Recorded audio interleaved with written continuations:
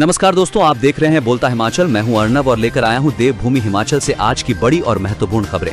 दोस्तों, रोजाना खबरों के लिए चैनल को सब्सक्राइब करें, वीडियो को लाइक जरूर करें और कमेंट बॉक्स में जय हिंद जरूर लिखें। चलिए शुरू करते हैं आज का हिमाचल न्यूज बुलेटिन। 48 घंटे की हड़ताल पर एम्बुलेंस कर्मचारी, हक न मिलने पर छोड़ा काम। एनएचएम प्रशासन ने की वैकल्पिक व्यवस्था। प्रदेश में गुरुवार रात 8 बजे से 108 और 102 एम्बुलेंस कर्मचारी हड़ताल पर हैं।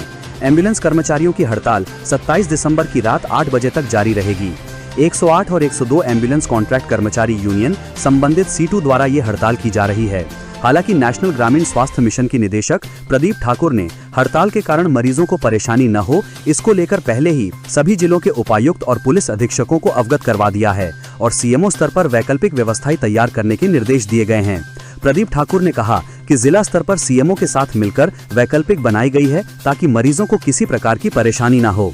राज्य में 293 एम्बुलेंस वाहनों का संचालन करीब 1300 चालकों द्वारा किया जाता है। ऐसे में हड़ताल के चलते मरीजों को भी परेशानी हो सकती है। डॉक्टर की बर्खास्तगी से गरमाया मामला। शुक्रवार को सामूहिक अवकाश पर रहेंगे चिकित्सक। आईजीएमसी शिमला में मरीज से मारपीट पर आरोपी डॉक्टर को बर्खास्त करने के बाद ये मामला गरमा गया है। गुस्साए चिकित्सक संगठनों ने वीरवार को बैठकें कर शुक्रवार को एक दिन का सामूहिक अवकाश करने का निर्णय लिया है। मांगे न मानने पर शनिवार से हड़ताल पर जाने का ऐलान किया है। अपनी मांगों को लेकर शनिवार को सुबह रेजिडेंट डॉक्टर मुख्यमंत्री सुक्खू से मिलेंगे। उन्होंने मांगे न मानने पर अपने इस निर्णय पर अड़िग रहने की घोषणा की। सामूहिक अवकाश के चलते अस्पतालों में सेवाएं प्रभावित हो सकती हैं, हालांकि आपातकालीन सेवाएं जारी रहेंगी। वीरवार को IGMC resident doctors association RDA, college SCA और state association of medical and dental college teachers IGMC and GDC के पदाधिकारियों की बैठक में ये निर्णय लिया गया। हिमाचल पंचायत चुनाव, सचिव के तबादले पर निर्वाचन आयोग और प्रदेश सरकार में टकराव। राज्य निर्वाचन आयोग के सचिव को लेकर प्रदेश सरकार और आयोग के बीच फिर टकराव की स्थिति बन गई है। पहले पंचायती राज संस्थाओं के चुनाव को लेकर भी सरकार और आयोग के बीच टकराव की स्थिति बनी थी। अब सचिव के तबादलों को लेकर दोनों आमने सामने हो गए हैं। प्रदेश सरकार की ओर से हाल ही में राज्य निर्वाचन आयोग के सचिव सुरजीत राठौर का तबादला आदेश जारी किए गए। मुख्यमंत्री के अतिरिक्त सचिव हरीश गज्जू को आयोग का सचिव लगाया गया, लेकिन आयोग ने सुरजीत को पद से रिलीव नहीं किया और गज्जू की ज्वाइनिंग नहीं ली। इसी बीच आयोग ने मुख्य सचिव सीएस को पत्र लिखा है। इसमें कहा गया है कि आयोग को स्वतंत्र सचिव चाहिए। गज्जू सीएम कार्यालय में अटैच हैं। आयोग में स्वतंत्र अधिकारी की तैनाती की जा सकती है। अभी तक सीएस की ओर से आयोग को पत्र का जवाब नहीं मिला है। हिमाचल में 1 जनवरी से फ्रीज होंगी प्रशासनिक सीमाएं। देश सहित हिमाचल प्रदेश में जनगणना को लेकर तैयारियां शुरू हो गई हैं। प्रदेश में 1 जनवरी 2026 से प्रशासनिक रूप से बनाई गई सभी प्रकार की सीमाएं स्थिर हो जाएंगी ताकि जनगणना के दौरान किसी तरह का बदलाव न हो। इस संबंध में गजट नोटिफिकेशन जारी कर दिया गया है। हिमाचल प्रदेश में जनगणना को लेकर इन दिनों जीएडी विभाग द्वारा भी लोगों को जागरूक करने के उद्देश्य से कार्य किया जा रहा है। शिमला में चल रहे विंटर कार्निवल में इन दिनों लोगों को जनगणना से संबंधित जानकारियां प्रदान की जा रही हैं। विभाग की ओर से माल रोड पर स्टॉल बुक किया गया है, जिसमें डिजिटल तरीके से की जाने वाली सभी प्रकार की गणना को लेकर लोगों को अवेयर किया जा रहा है। सस्ते राशन के डिपो में अब नहीं मिलेगा बैकलॉग का राशन। सस्ते राशन के डिपो में अब उपभोक्ता को बैकलॉग का राशन नहीं मिलेगा। वर्तमान माह में ही उपभोक्ताओं को पूरा राशन लेना होगा। खाद्य नागरिक आपूर्ति विभाग ने सार्वजनिक वितरण प्रणाली ने इस नियम को सख्ती से लागू कर दिया है। अब तक जिन उपभोक्ताओं को पिछले महीने का राशन बाद में एक साथ मिल जाता था, यानी जो बैकलॉग कोटा की सुविधा मिलती थी, ये व्यवस्था अब विभाग ने बंद कर दी है। ऐसे में अब उपभोक्ता को वर्तमान माह में ही समय पर डिपो पहुंचकर सस्ता राशन लेना होगा, नहीं तो कोटा उसी महीने में समाप्त हो जाएगा। एम्बुलेंस सेवा 102 और 108 के कर्मियों की शिकायतों का करें समाधान, जयराम ठाकुर। नेता प्रतिपक्ष एवं पूर्व मुख्यमंत्री जयराम ठाकुर ने कहा कि एम्बुलेंस सेवा 102 और 108 के कर्मियों ने मांगों को लेकर सेवाएं रोकने के ऐलान से बहुत अराजकता हो सकती है। दोनों ही सेवाएं आपातकालीन हैं। इसके बंद होने से लोगों के जान पर बनाएगी। ऐसे में मुख्यमंत्री से मेरा आग्रह है कि इस मामले पर गंभीरता से काम करें, जिससे एम्बुलेंस सेवाएं किसी भी हाल में प्रभावित न हों। हिमाचल पंचायत चुनाव में देरी के बीच सरकार और निर्वाचन आयोग में फिर टकराव, हाईकोर्ट पहुंचा मामला। हिमाचल में पंचायती राज एवं शहरी निकायों के चुनाव को लेकर सरकार और राज्य निर्वाचन आयोग में टकराव और बढ़ गया है। राज्य निर्वाचन आयोग मामले को हाईकोर्ट में लेकर चला गया है। अभी पंचायत चुनाव में देरी को लेकर पहले से एक मामला हाईकोर्ट में लंबित है, जिसकी सुनवाई 30 दिसंबर को होगी।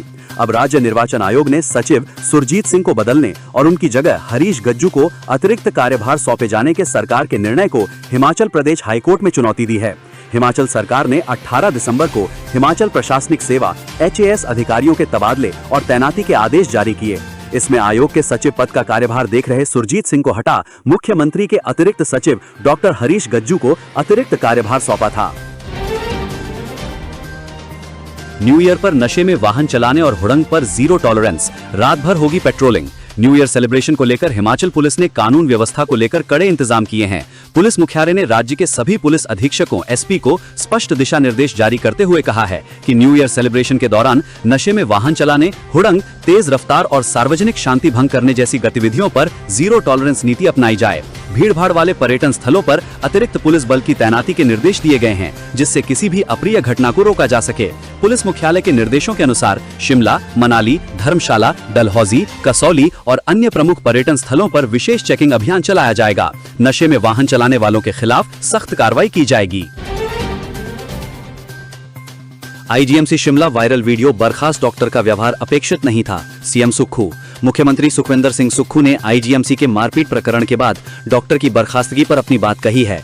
रिज मैदान पर अटल बिहारी वाजपेयी की जयंती पर कार्यक्रम में पहुंचे मुख्यमंत्री ने मीडिया के सवालों का जवाब देते हुए कहा कि जिन भी परिस्थितियों में IGMC में ये वारदात हुई वो नहीं होनी चाहिए थी। अस्पताल जाने वाला मरीज इस तरह की उम्मीद नहीं करता। मुख्यमंत्री ने कहा कि जब हमारी सरकार आई तो रजिस्ट्रारशिप कर रहे डॉक्टर 48 घंटे ड्यूटी देते थे। इनका स्ट्रेस लेवल कम करने के लिए हमारी सरकार ने इस ड्यूटी को 12 घंटे तक अधिकतम लिमिट किया।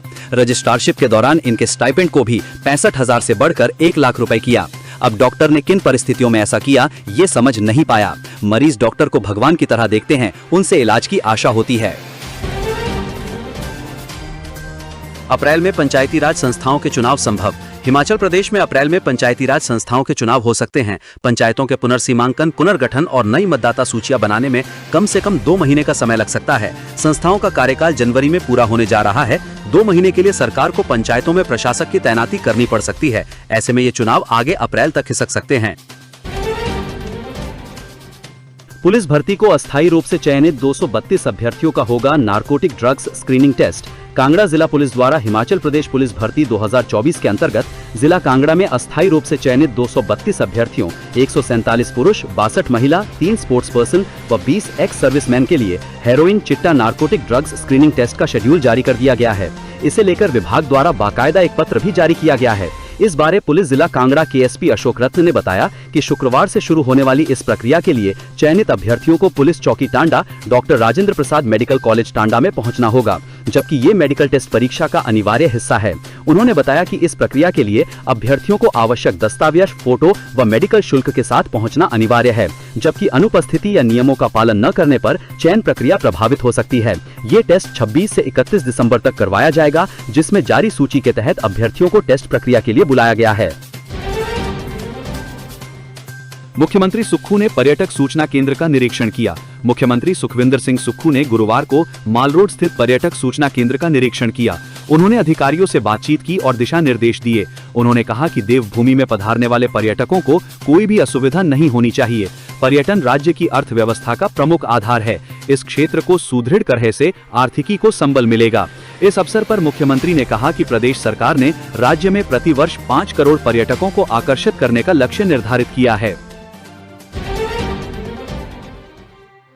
हिमाचल कांग्रेस अध्यक्ष दिल्ली पहुंचे, CM सुक्खू का दौरा भी हुआ तय, बड़े फेरबदल के क्यास। हिमाचल प्रदेश कांग्रेस संगठन में लंबे समय से लंबित जिला अध्यक्षों की नियुक्ति को लेकर हलचल तेज हो गई है।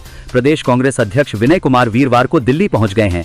26 दिसंबर को कांग्रेस हाईकमान के साथ बैठक में जिला अध्यक्षों की सूची को अंतिम रूप देने पर चर्चा होगी। वहीं मुख्यमंत्री सुखविंदर सिंह सुक्खू शुक्रवार को दिल्ली रवाना होंगे। इससे पहले वो बिलासपुर जिला के दौरे पर रहेंगे और दोपहर 2:30 बजे बिलासपुर से दिल्ली के लिए प्रस्थान करेंगे। मुख्यमंत्री का दिल्ली दौरा संगठनात्मक नियुक्तियों के साथ साथ राजनीतिक समन्वय के लिहाज से भी अहम माना जा रहा है। भानुपल्ली बिलासपुर बैरी रेल लाइन निर्माण पर राज्य व केंद्र सरकार में खींचतान, CM ने भेजा पत्र तो लटकेगा प्रोजेक्ट। हिमाचल प्रदेश में निर्माणाधीन भानुपल्ली बिलासपुर बैरी रेल लाइन को लेकर केंद्र और प्रदेश सरकार के बीच वित्तीय हिस्सेदारी पर खींचतान बढ़ गई है। प्रदेश सरकार ने अपनी हिस्सेदारी का भुगतान करने में असमर्थता जताई है, जिसके कारण ये परियोजना पूरी तरह केंद्र के बजट पर निर्भर हो गई है। मुख्यमंत्री सुखविंदर सिंह सुक्खू और उप मुख्यमंत्री मुकेश अग्निहोत्री ने केंद्र सरकार को पत्र लिखकर प्रदेश की वित्तीय स्थिति से अवगत करवाया है। अब तक प्रदेश सरकार ने अपने हिस्से का केवल 847 करोड़ रुपए का भुगतान किया है, जबकि इस महत्वाकांक्षी रेल परियोजना के लिए राज्य की हिस्सेदारी 2711 करोड़ रुपए निर्धारित की गई थी, जिसमें भूमि अधिग्रहण समेत अन्य खर्च शामिल हैं। लगभग 1863 करोड़ रुपए अब भी राज्य सरकार द्वारा बकाया हैं। सरकार स्वयं सहायता समूहों को उपलब्ध करवा रही फूड वैन। मुख्यमंत्री ने कहा कि प्रदेश सरकार स्वयं सहायता समूहों को फूड वैन भी उपलब्ध करवा रही है, जिससे उन्हें लगभग 50,000 रुपए प्रति माह की आय सुनिश्चित हो रही है। प्रदेश में स्वयं सहायता समूह महिला सशक्तिकरण का माध्यम बन रहे हैं। राज्य में 5,428 स्वयं सहायता समूहों, 1257 ग्राम संगठनों और 189 क्लस्टर लेवल फेडरेशन का गठन किया गया है। उन्होंने कहा कि 14,410 स्वयं सहायता समूहों को 36 करोड़ रुपए का रिवॉल्विंग फंड, 7,567 स्वयं सहायता समूहों को 41 करोड़ रुपए सामुदायिक निवेश राशि और 7,187 परिवारों को प्रति परिवार जोखिम निवारण निधि के रूप में 36 करोड़ रुपए की राशि जारी की गई है। सीएम सुक्खू ने कहा, स्वयं सहायता समूह की महिलाओं की बढ़ेगी आय, आत्मनिर्भरता को मिलेगा प्रोत्साहन। शिमला से जारी बयान में सुखविंदर सिंह सुक्खू ने कहा कि ये हाट एक ही छत के नीचे ग्रामीण कला, शिल्प, हथकरघा, खाद्य प्रसंस्करण उत्पादों तथा पारंपरिक हिमाचली व्यंजनों को प्रस्तुत करेगा, जिससे स्वयं सहायता समूह की महिलाओं की आय बढ़ेगी और आत्मनिर्भरता को प्रोत्साहन मिलेगा। मुख्यमंत्री ने कहा कि 109 हिम ईरा स्थायी दुकानों तथा उनकी बिक्री से 34.95 करोड़ रुपए तथा 81 हिम ईरा साप्ताहिक बाजार में उत्पादों की बिक्री से 29.70 करोड़ रुपए का कारोबार हुआ है। वित्त वर्ष 2025-26 में आजीविका ग्रामीण एक्सप्रेस योजना के तहत 10 खंडों को मंजूरी दी गई और 60 वाहन प्रति ब्लॉक 6 वाहन उपलब्ध करवाने का लक्ष्य तय किया गया है। अब तक 1.15 करोड़ रुपए से 18 वाहन स्वीकृत किए गए हैं।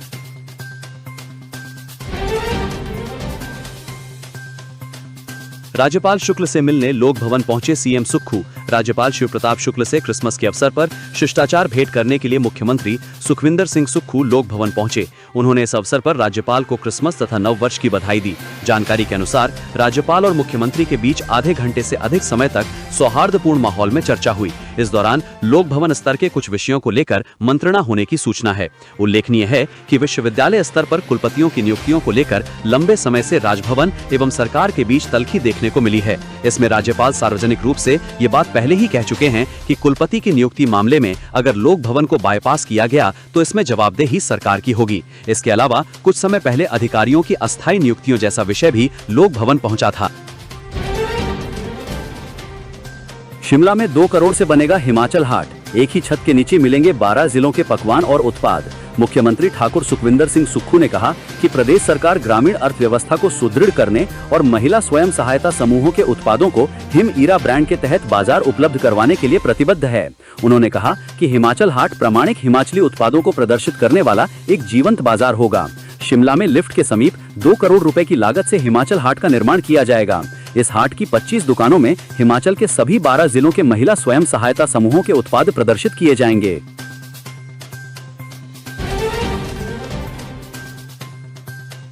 पारंपरिक कला के संरक्षण और बढ़ावा देने के लिए सरकार उठा रही कदम।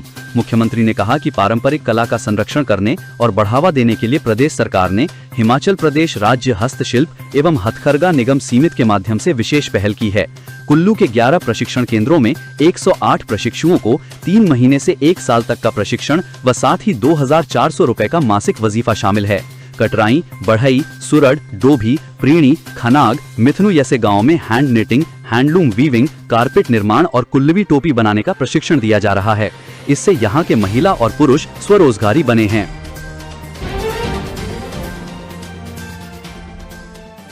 हिमाचल प्रदेश के सरकारी स्कूलों में शिक्षकों के लगभग 7,000 पद खाली। प्रदेश के सरकारी स्कूलों में शिक्षकों के लगभग 7,000 पद खाली पड़े हैं। हालांकि इस दौरान राज्य चयन आयोग से टीजीटी के 1,000 से अधिक पदों को भरने की प्रक्रिया शुरू की गई। राजकीय टीजीटी कला संघ के पदाधिकारियों का कहना है कि 31 जुलाई 2025 तक शिक्षा विभाग में प्रधानाचार्य के 900 पद, मुख्याध्यापक के 75 पद, प्रवक्ता वर्ग में करीब 2700 पद, प्रशिक्षित स्नातक अध्यापक टीजीटी कला के 510 पद, मेडिकल के 270 पद तथा नॉन मेडिकल के 538 पद रिक्त हैं। भाषा अध्यापक के 31 पद, कला अध्यापक के 339 पद, शारीरिक शिक्षक के 870 पद, शास्त्री के 737 पद, उर्दू अध्यापक के 13 पद और पंजाबी भाषा अध्यापक के 17 पद मिलाकर अभी तक 7000 पद रिक्त हैं।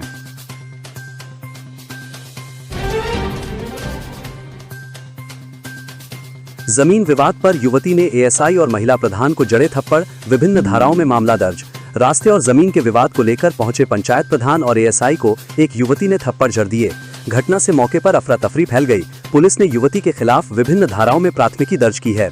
बताया जा रहा है कि दूहल बंगवालम पंचायत की महिला प्रधान ने प्रेमचंद शर्मा की शिकायत की सुनवाई के लिए रेही गांव का दौरा किया। इस दौरान चिंतपूर्णी पुलिस थाना की टीम भी मौजूद रही। पंचायत प्रधान और पुलिस दोनों पक्षों की सुनवाई कर मामला शांतिपूर्वक सुलझाने की कोशिश कर रहे थे।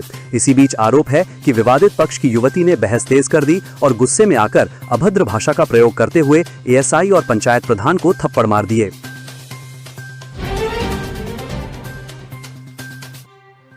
सीबीएसई स्कूलों में सेवारत नियमित शिक्षकों को ही मिले सेवा का मौका। हिमाचल प्रदेश सरकार ने 100 स्कूलों को सीबीएसई बोर्ड के अधीन लाने का निर्णय लिया है और अब इन स्कूलों में काम कर रहे शिक्षकों को दूसरे स्कूलों में भेजे जाने की तैयारी की जा रही है। हिमाचल प्रदेश शिक्षक महासंघ के प्रांत अध्यक्ष विनोद सूद ने कहा कि पहले सरकार ने मौजूदा पाठशालाओं में सेवा कर रहे शिक्षकों की ही सेवाओं को सीबीएसई स्कूलों में लेने का फैसला लेने की बात कही थी, लेकिन अब सरकार इन स्कूलों में नए शिक्षकों की भर्ती करने की योजना बना रही है। इससे शिक्षकों में असमंजस की स्थिति पैदा हो गई है। प्रांत मीडिया प्रमुख शशि शर्मा ने कहा कि सभी पाठशालाओं में कार्यरत शिक्षक भी इस बात से आश्वस्त थे कि उन्हें इन स्कूलों में पढ़ाने का मौका दिया जाएगा, लेकिन अब सरकार के द्वारा इन स्कूलों में केवल 5 वर्षों के लिए नए शिक्षकों की नियुक्ति की योजना बनाई जा रही है। इससे शिक्षक अपने भविष्य को लेकर चिंतित हो गए हैं। हिमाचल प्रदेश शिक्षक महासंघ की समस्त प्रांत और जिला इकाइयों के अध्यक्ष, महामंत्री और सदस्यों ने मुख्यमंत्री, शिक्षा मंत्री और शिक्षा सचिव से आग्रह किया है कि इन 100 स्कूलों में सेवारत शिक्षकों और प्रदेश के सभी शिक्षकों को सीबीएसई बोर्ड में अपनी सेवाओं का अवसर दिया जाए। दोस्तों, ये वीडियो आपको कैसी लगी कमेंट बॉक्स में कमेंट करके जरूर बताएं और अन्य खबरों के लिए हमारे चैनल बोलता हिमाचल को अभी सब्सक्राइब करें। वीडियो को लाइक शेयर करना ना भूलें।